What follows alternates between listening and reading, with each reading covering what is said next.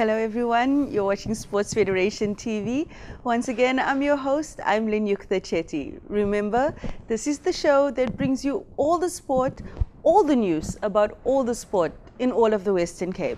Tonight we've got a great lineup with athletes and administrators joining us from 3 sports.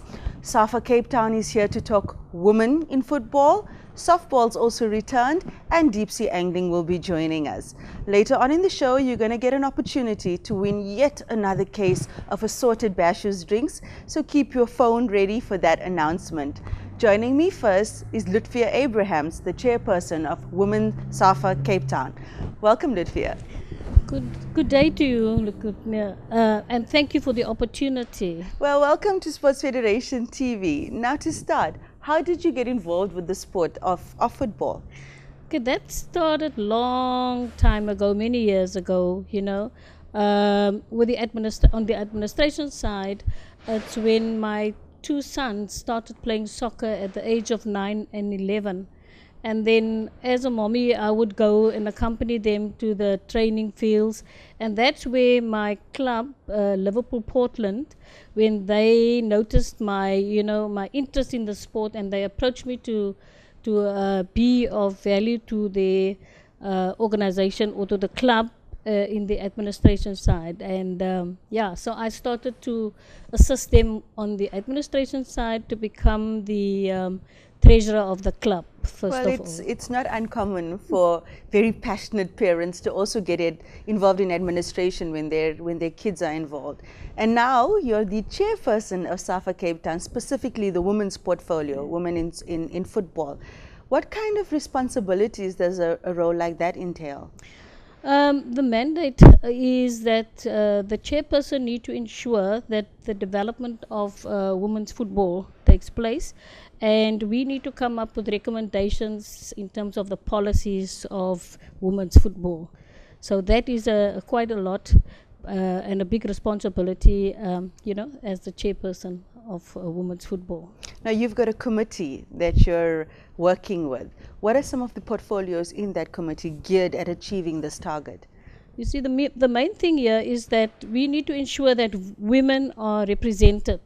So therefore, each one of my committee members, they represent women in the various committees, which is the technical committee where coaching is concerned, referees, marketing, youth, and LFA affairs.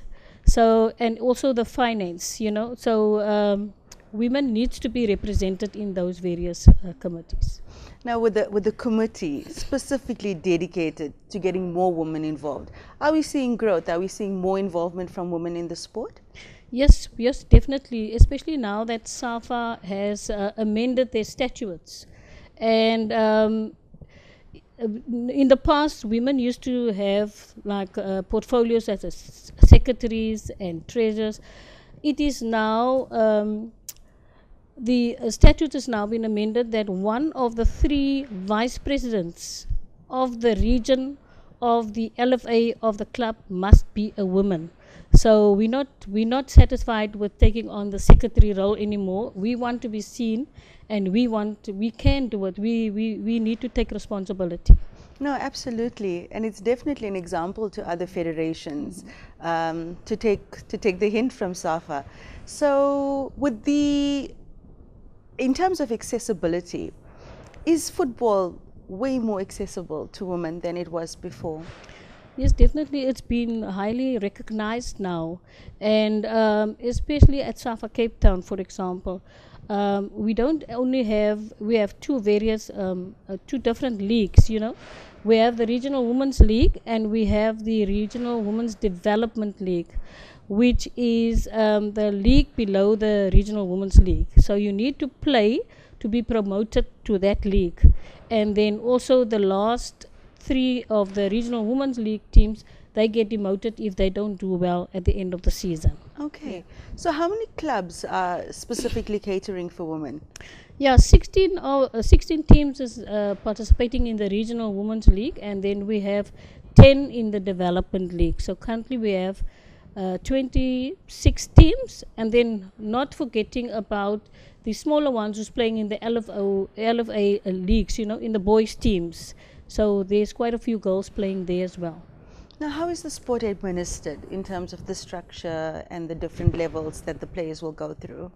Yeah, we have LFA, which is the local football associations, and we have various clubs that belongs to the local football association. In order to be in a local football association, you have to have 8 clubs. So there you have the under 6, under 8, starting from there, where girls is able to play, to participate in the local leagues and the local teams. Then you have from there you have the region, which is SAFA Cape Town, and SAFA Cape Town have about 31 LFAs that belongs to the region. And currently, like I said, we have the 2 leagues, and then we also have the various age groups, which is the under 13, under 15, under 17, under 19, where girls are selected to participate in those kind of tournaments. Yeah. Now, where's, they talk about sky's the limit, but in terms of women's football in this country, in this province, what's the highest level the women can go to? Yeah, we have the SAFA League, which is administered by the province. And currently that is the highest league that we have in the country. And then from there, the Banyana team is being selected. However, there is talks that we will be having a national league, which is a part of the, or like the PSL is for the men. So the possibility is that each of those teams will have to have a women's team as well. So yeah, so we're going to have something like that coming in the near future. Oh, that's excellent. I guess it starts with the policymakers. That's hey? Correct. Right. So, well, we've celebrated Women's Day this week, and you had an event to commemorate the day. Can you tell us a little bit about that? Yeah, we had in Rocklands, Mitchell's Plain, we were very fortunate that the Rockefellers Club, affiliated to the local Football Association of Mitchell's Plain, they incorporated through a mandate from SAFA, who asked them to make the women's program part of their, they're having a tournament. So because the tournament started on the 9th of August, which is Women's Day, and all tournaments needs to be sanctioned by the region. So the region asked them to incorporate the women program into the tournament, which was an excellent idea. And I hope many clubs will take this as an example to invite women to have like because what we have is a block fixture. It's like a program where all the teams play on one venue, and this is what happened yesterday. It was fantastic, and thanks to the Rockefellers Club again, there was an opening ceremony where all the other activities were stopped, and everybody was asked to go and support the women's game, which was against CPUT and FC Tafelsig, and it was amazing to see so many support, for women's football yesterday. At the end of the day. Well, you've brought some photos, and we'd like to show our viewers at home. Let's have a look now.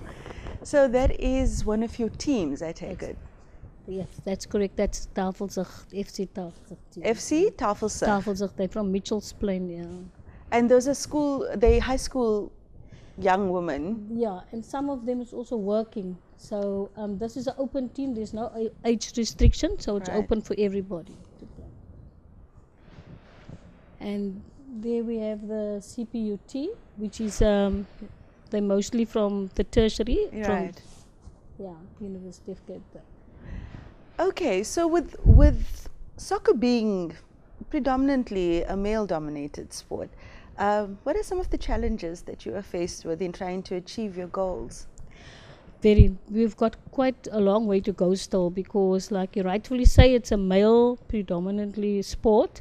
And we as women, we need to be strong. We need to take what belongs to us, because it's so sad, because many of the ladies teams are being coached and managed by men. But also once again, SAFA National, wants to move away from that.